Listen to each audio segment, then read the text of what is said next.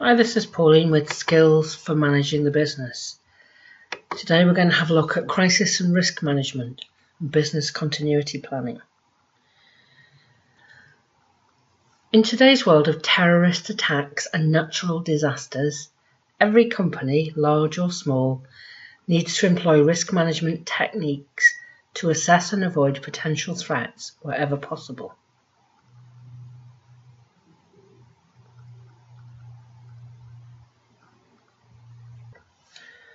Most of the types of planning discussed here will only be appropriate for large organisations who will have the manpower and budget to overcome major crises. However, all companies, large or small, would be well advised to devote a little time to how they can take protective measures with a little forethought and planning.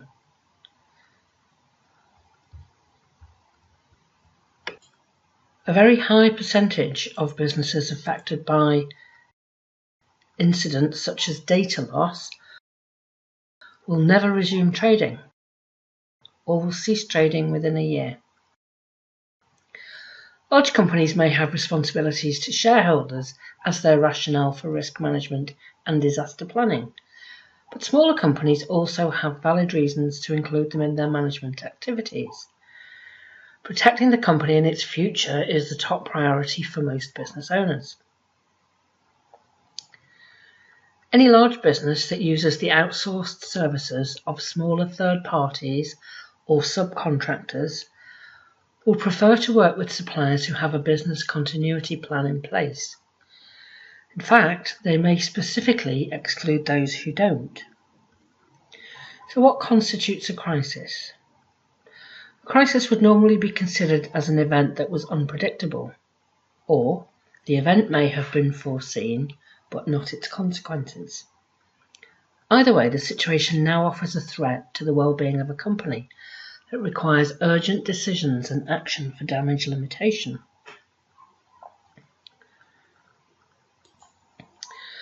There are potentially several types of crisis. Here are a few examples. Natural disaster, such as fire, flood, tsunami, earthquake, storm. Technical crisis, such as failure of IT systems. Utilities failure, perhaps through power cuts or storm damage. Terrorist attacks. Political crises, boycotts, strikes, sit-ins, blockades. Product recalls due to defects or tampering with products. Management misconduct, perhaps fraud. Poor business performance, shareholder unrest, share price drop. Emergency plans. Some risks are more likely than others, so all companies will be well advised to put certain basic process in place, such as employee inductions that cover evacuation procedures, fire drills, what to do if a fire is discovered or if a colleague is injured. Door security is also a simple but important issue. These emergency plans should assign roles and responsibilities to people who will take charge in an emergency, such as fire wardens or first aiders. The responsible people should be known and clearly visible to staff, their authority easily recognised in an emergency. They may be issued with high visibility vests, jackets or armbands for easy recognition. The process for fire drills and evacuation should be rehearsed regularly, with everyone knowing what action is expected of them. Crisis plan. Many organisations will have a crisis plan in place and a nominated crisis manager who can implement a pre-agreed plan. The plan will vary depending on the type of crisis, and there may be one for each of the type of risk itemised above.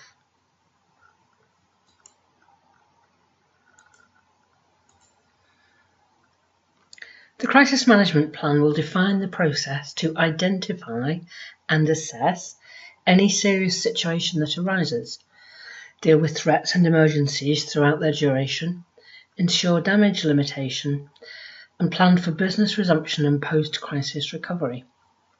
So crisis management has several stages. Preparation and prevention, identification or anticipation of the crisis, limitation and damage control, managing the change, business recovery, reviewing and learning lessons. So how does crisis management work? The crisis poses a threat to the reputation or survival of the business. It may range from inappropriate behaviour by a member of staff to the closure or withdrawal of some of the company's products or services. Perhaps a service user is unhappy with your company and has contacted the press. The power of the online media allows news to spread quickly. Managing the crisis effectively is vital to minimising damage. If the business has a plan in place for when something goes wrong, this allows the business to act quickly and effectively to avoid or minimise the threat. The plan should look at every possible impact on the business. How does business continuity management differ from disaster recovery planning? Disaster recovery plans tend to focus on recovery of the IT aspects of a business, such as off-site backup systems and cloud storage. A business continuity plan addresses all the issues necessary to keep the business running. It will include strategies to minimise disruption to customers and employees to ensure a crisis is managed effectively before it escalates to a disaster.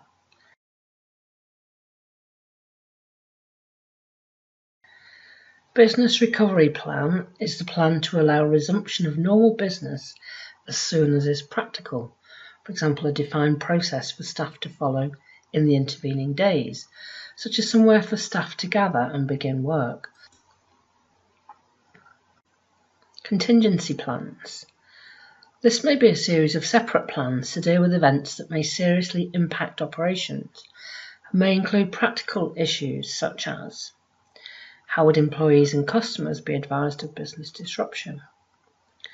What would be done about customer orders due for delivery during business disruption? Where and how would the business operate if the premises were closed? How long could the business function if computer or telephone systems were down? What arrangements would be used short term?